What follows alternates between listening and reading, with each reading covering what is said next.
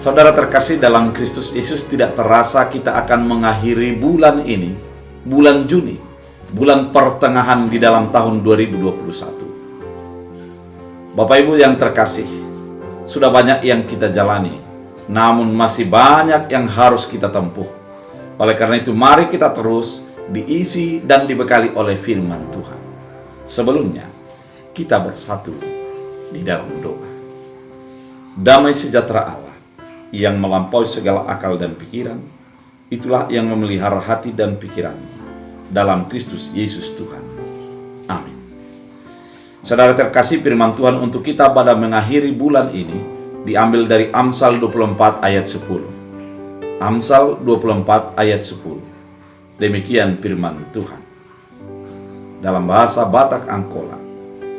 Jolma namandele di bagasan pangalaho na sopit, imahalak na tutu situtu nagale. Dalam bahasa Indonesia, jika engkau tawar hati pada masa kesesakan, kecillah kekuatanmu. Demikian firman Tuhan. Saudara terkasih, kalimat ini merupakan kalimat yang menyentuh hati kita dalam menjalani hari-hari kita.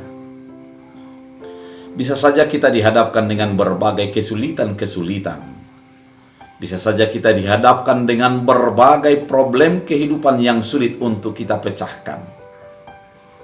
Dan tidak jarang orang mengakhiri hidupnya oleh karena kesulitan yang tidak bisa dia hadapi. Tidak jarang orang mengidap penyakit, baik itu penyakit yang ringan sampai kepada penyakit yang parah, oleh karena beban pikiran, beban perasaan yang dia miliki yang begitu berat. Namun Amsal kali ini mau mengingatkan kepada kita bahwa apabila kita tawar hati pada kesesakan, itu menandakan kecillah kekuatan kita.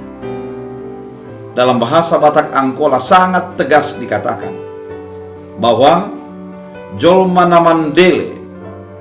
Mandele artinya adalah orang yang menjadi patah semangat, orang yang putus asa di bagasan pangalahon asopi, dalam keadaan kesusahan. Itu adalah tanda orang yang lemah. Bapak Ibu, hal ini mau mengingatkan kepada kita bahwa jangan menjadi orang yang putus asa ketika dihadapkan dengan kesulitan. Kenapa bisa demikian?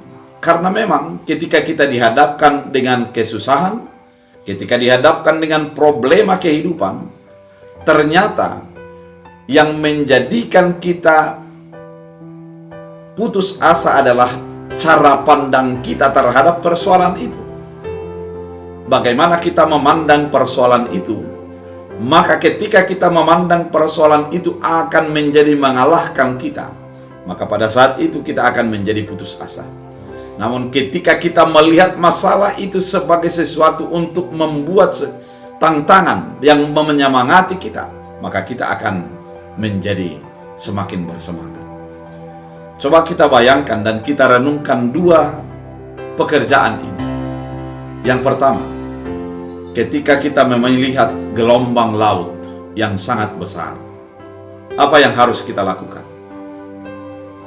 Kalau seorang peselancar, dia akan mengambil papan selancar dan berselancar di gelombang laut itu. Dia akan menikmatinya dan mengatakan gelombangnya begitu indah.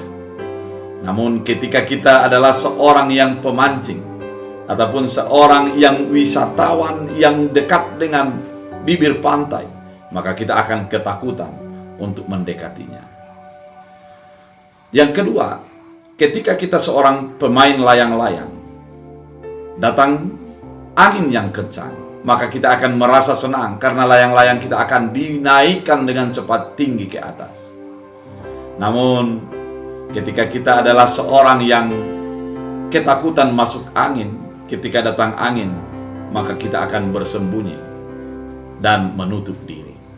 Oleh karena itu, sesungguhnya peristiwa yang dua ini mau mengatakan bahwa kejadian itu akan tetap sama, namun cara pandang yang membuat berbeda.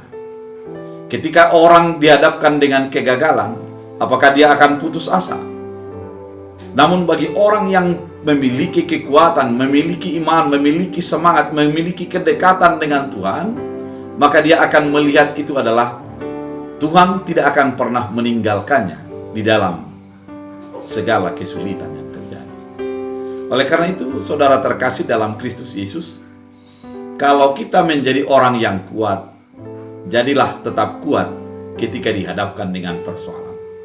Kalau kita menjadi orang yang beriman, jadilah tetap beriman di dalam segala keadaan. Lihatlah kesempatan di balik kesulitan. Lihatlah peluang di balik sebuah tantangan yang terjadi. Dengan demikian, maka engkau adalah orang yang kuat. Jangan mengeluh, jangan cepat untuk menyalahkan, jangan cepat untuk berputus asa.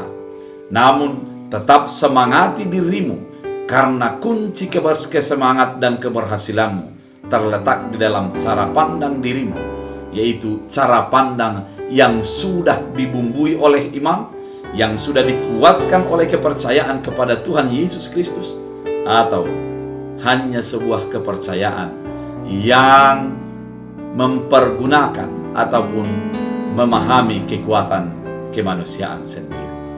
Oleh karena itu, saudara terkasih dalam Kristus Yesus, mari kita memandang segala sesuatu dari konsep iman. Dengan demikian, kita akan menjadi orang yang kuat. Tuhan Yesus memberkati. Kita berdoa. Terima kasih Tuhan atas firman yang Engkau nyatakan bagi kehidupan kami. Mengingatkan kami bahwa Tuhan itu adalah menjadi kekuatan dalam segala keadaan bagi kami. Ketika kami menghadapi masalah, Tuhan mengingatkan kami bahwa Tuhan tidak pernah meninggalkan kami. Oleh karena itu, kegagalan tidak akan menjadi mematahkan. Segala kesulitan tidak akan menjadi melunturkan kami. Namun kami akan tetap melihat segala sesuatunya dari perspektif iman, dan kami akan menghadapinya dengan kekuatan. Terima kasih Bapa, jadikanlah firman ini menjadi bahagian kehidupan kami, dan jadikan kami penuh sukacita dalam menjalani hari-hari kami. Hamba berdoa bagi setiap umat yang mendengarkan firman ini. Berkatilah mereka, kuatkanlah mereka, tuntunlah mereka, dan berikan sukacita daripada Kristus Yesus